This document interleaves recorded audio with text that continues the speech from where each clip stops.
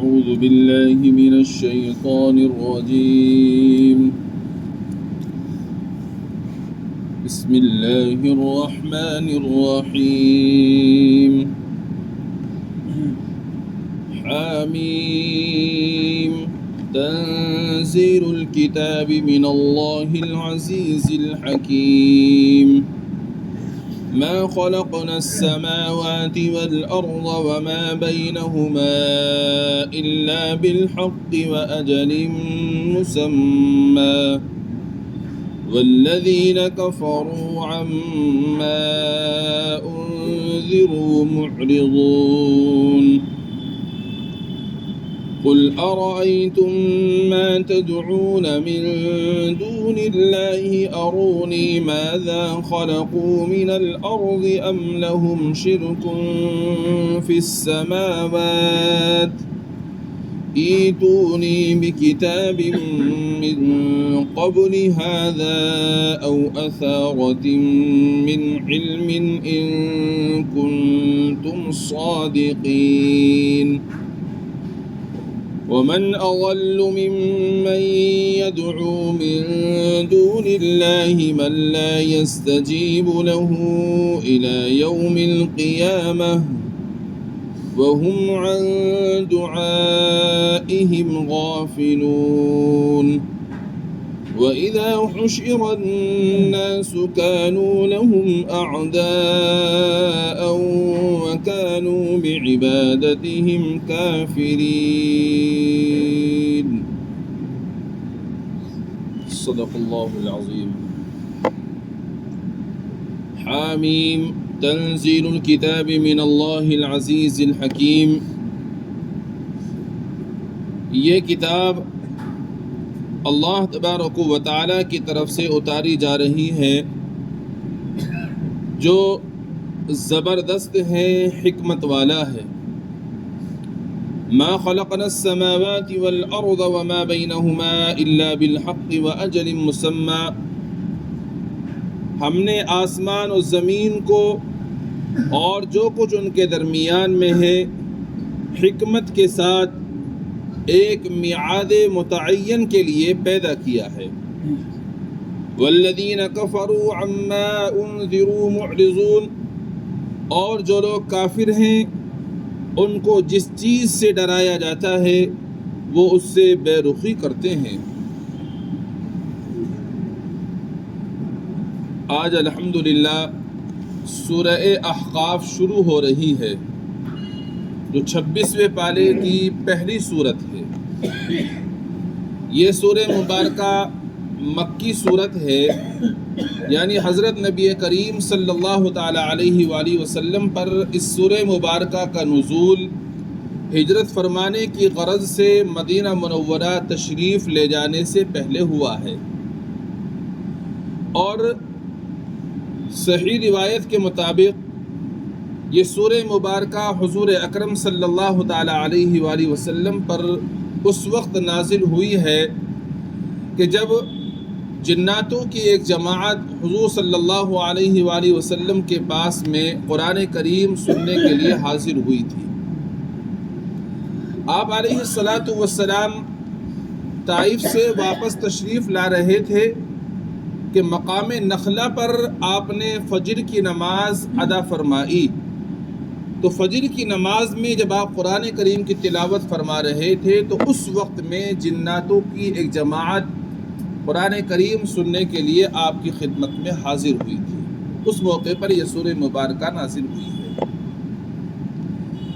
یہ سورہ مبارکہ جو کہ مکی صورت ہے، اور آپ جانتے ہیں کہ مکی صورتوں کے اندر توحید، رسالت اور آخرت ان کے دلائل دیے جاتے ہیں.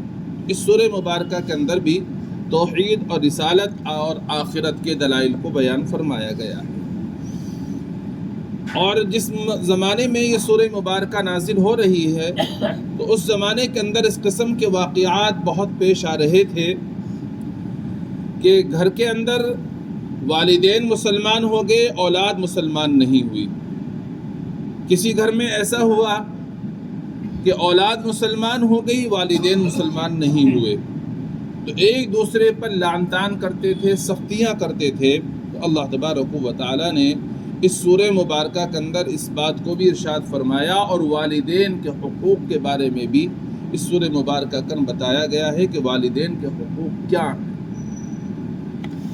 پھر پچھلے زمانے کے اندر بہت سی قومیں ایسی گزری ہیں جنہوں نے کفر اور شرک کی روش اختیار کیے رکھی، تو ان پر اللہ تبارک و تعالی کا عذاب نازل ہوا۔ انہی قوموں میں سے ایک قوم ہے جس کو قوم عاد کہا جاتا ہے۔ یہ قوم بھی کفر و شرک کے اندر مبتلا تھی، ان کا بھی تذکرہ اس سورہ مبارکہ کے اندر ہے، اور جس علاقے کے اندر یہ قوم رہتی تھی اس علاقے کے اندر ریت کے بڑے بڑے ٹیلے تھے، اور عربی زبان کے اندر ریت کے ٹیلوں کو احقاف کہا جاتا ہے۔ اسی مناسبت سے اس سورہ مبارکہ کا نام احقاف ہے۔ اللہ تعالیٰ نے اس سورہ مبارکہ کو جو شروع فرمایا ہے وہ لفظ حامیم سے شروع فرمایا۔ ہم پہلے بھی آپ کو بتا چکے ہیں قرآن کریم کی بہت ساری سورہ مبارکہ ایسی ہیں جو ان طرح کے الفاظوں سے اور حروف سے شروع ہوتی ہیں، جیسا کہ پہلی سورت الف لام میم ہے، پھر اسی طرح الف لام را ہے، یا پھر حامیم عین سین قاف ہے، یا پھر اسی طرح کاف ہا یا عین صاد وغیرہ وغیرہ۔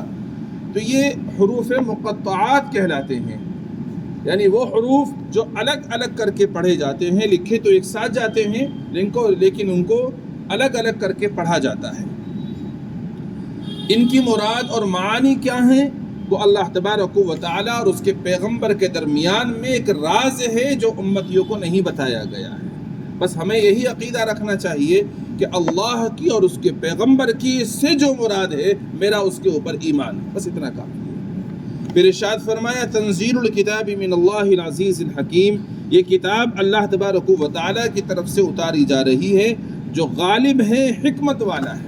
یعنی کتاب جو آپ کے سامنے ہے قرآن کریم، یہ اللہ تبارک و تعالی کی جانب سے اتاری ہوئی کتاب ہے، اور یہ کتاب کیسی ہے؟ جس ذات نے اتاری ہے اس کی شان کیا ہے؟ فرمایا جس ذات نے یہ کتاب اتاری ہے اس کی شان یہ ہے کہ وہ غلبے والا ہے۔ جب وہ ذات غلبے والی ہے تو جس نے یہ کتاب اتاری ہے یہ کتاب بھی انشاءاللہ قیامت تک غالب رہے گی۔ یہ اللہ تبارک و تعالی اس کے ذریعے بتانا چاہ رہے ہیں کہ لوگ اس کتاب کو مٹانا چاہیں گے، ختم کرنا چاہیں گے، لیکن جس طرح اللہ تبارک و تعالی کی ذات غالب ہے، زبردست ہے، اسی طرح سے اللہ تبارک و تعالی کی جانب سے اتاری ہوئی یہ کتاب قرآن کریم بھی غالب رہے گی قیامت تک اور زبردست رہے گی۔ اس کی مثال کوئی پیش کر کے نہیں لا سکتا، اور اس کی شان یہ ہے جس نے یہ کتاب اتاری ہے کہ وہ حکمت والا ہے، اس کے ہر فیصلے حکمت کے ساتھ میں ہوا کرتے ہیں۔ پھر فرمایا ما خلقنا السماوات والارض ما بینہما الا بالحق واجل مسمى، کہ ہم نے آسمان اور زمین کو اور جو کچھ ان کے درمیان میں ہے حکمت کے ساتھ میں ایک میعاد متعین کے لیے پیدا کیا ہے۔ اللہ تعالیٰ ارشاد فرما رہے ہیں کہ ہم نے آسمانوں کو اور زمین کو اور جو کچھ ان کے درمیان میں ہے، ان کے درمیان میں کیا ہے؟ ان کے درمیان میں سورج ہے، چاند ہے، ستارے ہیں، پہاڑ ہے، دریا ہیں، درخت ہیں اور بہت ساری مخلوقات پھیلی ہوئی ہے، ان سب کو ہم نے ایک مقصد کے تحت پیدا کیا ہے۔ مقصد کیا ہے؟ مقصد یہ ہے کہ تکلیف شرعی، یعنی جو اللہ تبارک و تعالیٰ کی مخلوق ایسی ہے جو مکلف ہے، تو مکلف مخلوق کو اللہ تبارک و تعالیٰ نے کچھ احکام بتائیں، کچھ کام بتائیں، یہ کرنے ہیں اور یہ نہیں کرنے ہیں۔ اب جب یہ کام کرنے اور نہ کرنے کا حکم دیا گیا تو اب اس کے بعد میں یہ امتحان کی گھڑیاں ہیں، یہ کام کرو یہ مت کرو، اب یہ دیکھنا ہے کہ کون سے کام کرتا ہے، کون سے نہیں کرتا ہے۔ اس کے بعد میں جب یہ امتحان کا وقت مقرر پورا ہو جائے گا پھر دوسری دنیا شروع ہوگی، تو اس دوسری دنیا کے اندر جن لوگوں نے جیسے جیسے اعمال کیے ہیں ان اعمالوں کے مطابق ان کو جزا اور سزا دی جائے گی۔ اس مقصد کے تحت اللہ تعالیٰ نے اس کائنات کو بنایا ہے۔ پھر فرمایا اس کائنات کی ایک میعاد مقرر ہے، جب وہ مقررہ میعاد ختم ہو جائے گی تو سور پھونکا جائے گا، اور اس سور پھونکے جانے سے پوری کائنات ختم ہو جائے گی، کچھ بھی باقی نہیں رہے گا. پھر اس کے بعد میں دوبارہ سور پھونکا جائے گا، اور دوبارہ سور پھونکے جانے سے ساری مخلوق زندہ ہو کر اللہ تبارک و تعالیٰ کی بارگاہ میں حاضر ہو جائے گی. پھر وہاں پر حساب کتاب ہوگا. تو اللہ تعالیٰ نے یہ ارشاد فرمایا، ہم نے آسمان و زمین اور اس کے درمیان کی تمام چیزوں کو ایک مقصد کے تحت پیدا فرمایا ہے، اور ایک میعاد معین تک کے لیے پیدا فرمایا ہے. ایسا نہیں ہے کہ ہمیشہ ہمیشہ رہے، اور ایسا بھی نہیں ہے کہ بیکار یوں ہی پیدا کر دیا، نہیں، مقصد کے تحت پیدا کیا.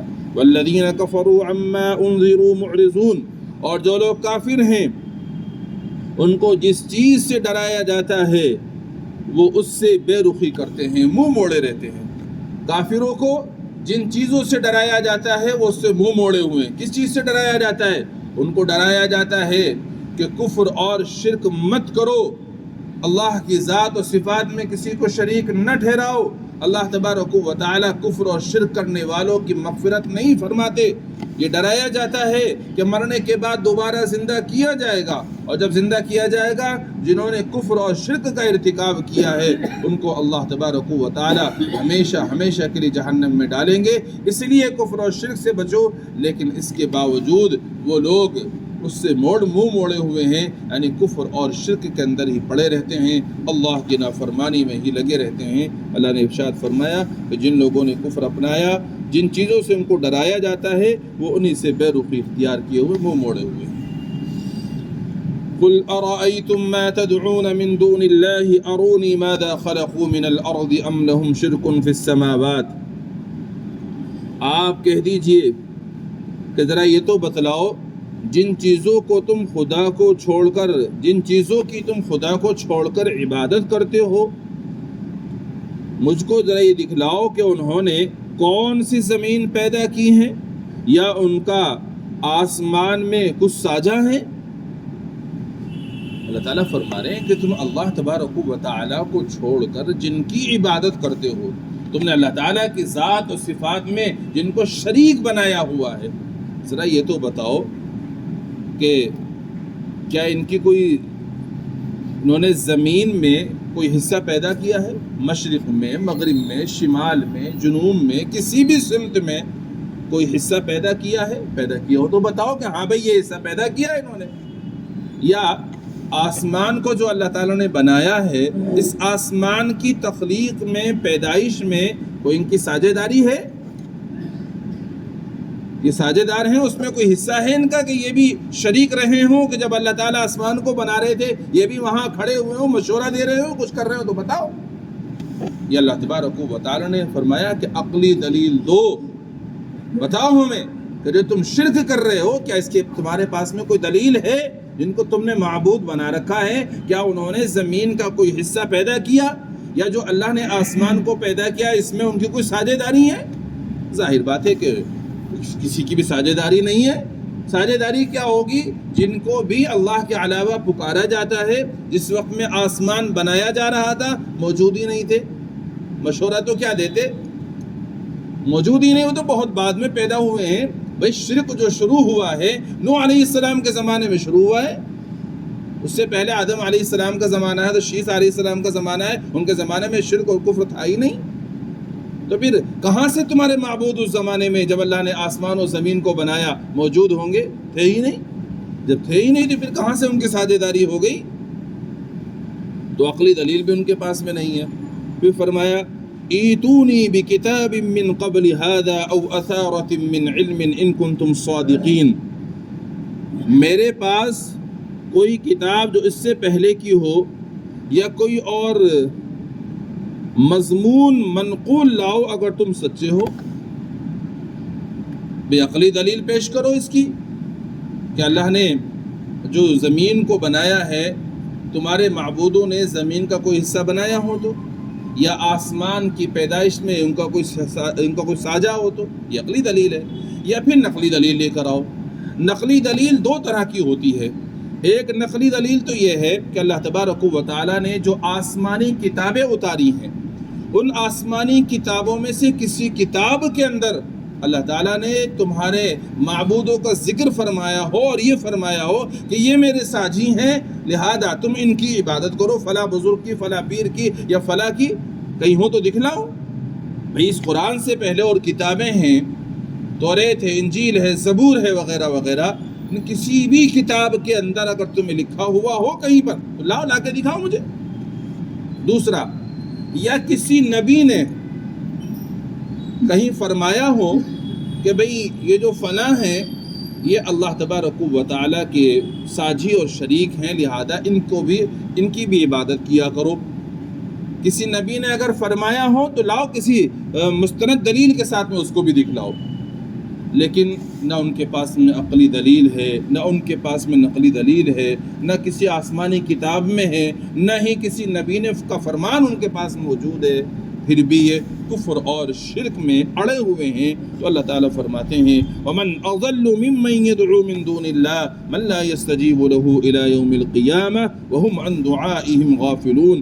تو اس شخص سے زیادہ گمراہ کون ہوگا جو اللہ تبارک و تعالیٰ کو چھوڑ کر ایسے معبود کو پکارے جو قیامت تک بھی اس کا کہنا نہ پورا کرے، اس کی قبول دعا کو نہ سنے۔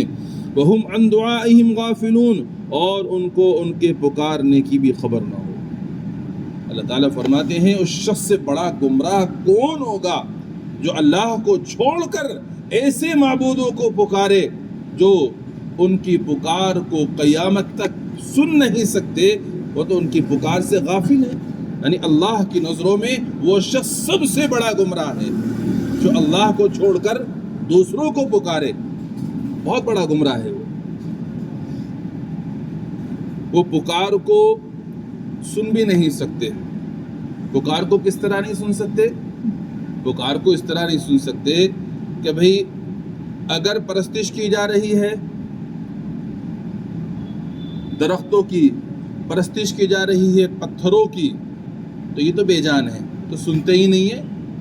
یہ کیسے سنیں گے کسی کی پکار کو؟ کیسے جواب دیں گے ان کی پکار کا؟ اور اگر کسی اور کی پکارا جا رہا ہے، جیسے فرشتوں کو پکارا جاتا ہے یا ولیوں کو پکارا جاتا ہے، تو یہ بھی پکار کو نہ سنتے ہیں نہ پکار کا جواب دے سکتے ہیں، قرآن نے منع کیا ہے۔ اور حال کیا ہوگا؟ وَإِذَا حُشِرَ النَّاسُ كَانُوا لَهُمْ أَعْدَاءً وَكَانُوا بِعِبَادَتِهِمْ كَافِرِينَ، اور جب سب آدمی جمع کیے جائیں گے تو وہ ان کے دشمن ہو جائیں گے اور ان کی عبادت ہی کا انکار کر بیٹھیں گے۔ جن کی یہ آج عبادت کر رہے ہیں، اللہ تعالیٰ ان کے بارے میں فرما رہے ہیں کل قیامت کے دن یہ ان کے دشمن ہو جائیں گے اور عبادت کا انکار کر بیٹھیں گے، بالکل صاف کہہ دیں گے اللہ کی بارگاہ میں یا الہ العالمین یہ ہماری عبادت نہیں کیا کرتے تھے۔ بھئی آج لوگ اللہ تبارک و تعالیٰ کے علاوہ جن کو بھی پکارتے ہیں، جن کی بھی عبادت کرتے ہیں، وہ اس لیے کرتے ہیں کہ تاکہ یہ ہمیں اللہ تبارک و تعالیٰ کے نزدیک کر دیں، اللہ کے قریب کر دیں، اس لیے کرتے ہیں یہ۔ تو اللہ تبارک و تعالیٰ فرما رہے ہیں کل قیامت کے دن یہ بالکل صاف انکار کر دیں گے کہ یا اللہ یہ ہماری عبادت نہیں کیا کرتے تھے۔ کیسے انکار کریں گے؟ علماء کرام نے لکھا ہے کہ مشرکین کئی طرح کے ہیں۔ بعض مشرک ایسے ہیں جو انبیاء کرام کی، اولیاء کرام کی پرستش کرتے ہیں، جو گزرے ہوئے لوگ ہیں یہ کہہ لیجئے ان کی پرستش کرتے ہیں۔ تو جب گزرے ہوئے لوگوں کی پرستش کر رہے ہیں تو جب ان کے گزرنے کے بعد پرستش کی جا رہی ہے تو ان کو تو معلوم ہی نہیں ہے کہ یہ میری عبادت کر رہے ہیں، اس لیے کل قیامت کے دن وہ صاف انکار کر دیں گے کہ یا اللہ یہ ہماری عبادت نہیں کرتے تھے، چونکہ ان کو معلوم ہی نہیں ہوگا کہ یہ عبادت کرتے تھے۔ اور بہت سے مشرک ایسے ہیں جو فرشتوں کی پرستش کرتے ہیں، فرشتوں کی عبادت کرتے ہیں، تو فرشتے بھی اللہ کی بارگاہ میں جب ان سے پوچھا جائے گا کیا تم نے ان کو عبادت کرنے کے لیے کہا تھا، یہ تمہاری عبادت کرتے تھے، فرشتے صاف انکار کریں گے اور فرشتے کہیں گے پروردگار عالم یہ ہماری عبادت نہیں کرتے تھے۔ تو فرشتے اس لیے کہیں گے یہ بات کہ ہماری عبادت نہیں کرتے تھے کہ یا اللہ یہ تو در حقیقت اپنے خواہشات کے پجاری تھے، ان کو جن کے سامنے ماتھا ٹیکنا اچھا لگا ان کے سامنے یہ ماتھا ٹیک دیتے تھے، ہم نے نہیں کہا تھا ان کو یہ ہماری عبادت نہیں کرتے، در حقیقت یہ تو نفس کی پرستش کرتے ہیں۔ کچھ مشرک ایسے ہیں جو بتوں کی پرستش کرتے ہیں، پتھروں کی پرستش کرتے ہیں، تو یہ بت اور یہ درخت وغیرہ اللہ تبارک و تعالیٰ قیامت کے دن ان کو گویائی عطا فرمائیں گے، یہ بات کریں گے تو یہ بھی اللہ تعالیٰ سے صاف انکار کریں گے، یا اللہ یہ ہماری عبادت نہیں کرتے تھے، کیوں انکار کریں گے؟ یہ اس لیے کریں گے کہ یہ تو بیچارے بے جان ہیں، ان کو کیا معلوم کون ہمارے سامنے ماتھا ٹیک رہا ہے یا کون ہمارے اوپر مالائے چڑھا رہا ہے، کیا چڑھاوے چڑھا رہا ہے، ان کو معلوم ہی نہیں ہے، تو اس لیے صاف انکار کر دیں گے یا اللہ یہ ہماری عبادت نہیں کرتے تھے۔ تو اب جن کی بھی عبادت کرتے ہیں، جب قرآن یہ کہہ رہا ہے کل قیامت کے دن یہ سب انکار کر دیں گے، تو یہ تمہاری دنیا میں حال یہ ہے کہ تم جو ان کو پکارتے ہو، قرآن یہ کہہ رہا ہے قیامت تک یہ تمہاری پکار کا جواب نہیں دے سکتے، تو دنیا میں بھی تمہارے کسی کام کے نہیں ہیں۔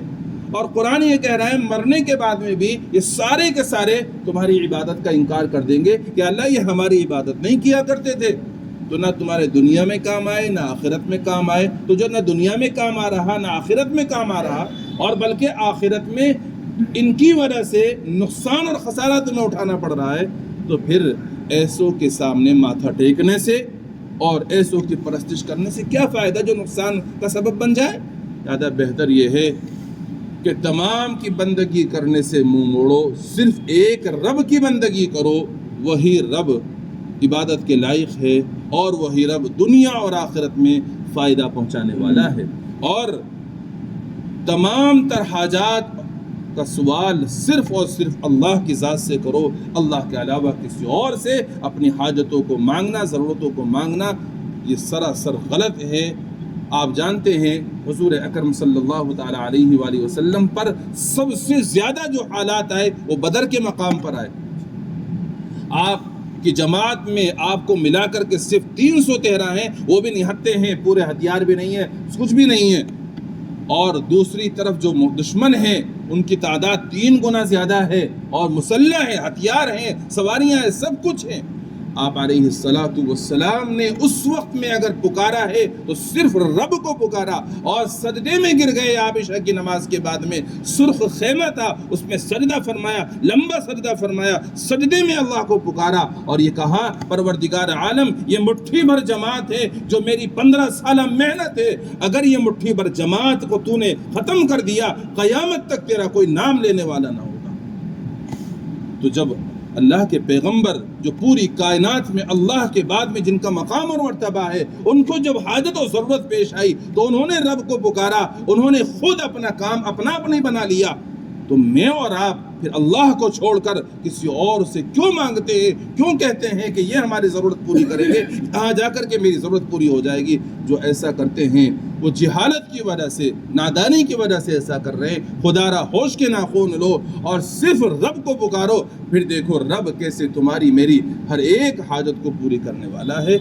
اللہ سے جب مانگیں گے اللہ سے قرب پیدا ہوگا، جب اللہ سے قرب پیدا ہوگا وہ دنیا میں بھی کام آئے گا اور آخرت میں بھی کام آئے گا۔ اللہ کرے بات میری اور آپ کی سب کی سمجھ میں آ جائے اور ہم سچے دل سے پختگی کے ساتھ میں اللہ کی عبادت کرنے والے بن جائیں، اللہ سے ہی اپنی تمام حاجات اور ضروریات کا سوال کرنے والے بن جائیں۔ سبحان اللہ بحمدہ، سبحانک اللہم بحمدک، ونشہد ان لا الہ الا انت، نستغفرک ونتوب الیک۔ سبحان ربک رب العزة عما یصفون، وسلام علی المرسلین، والحمد للہ رب العالمین۔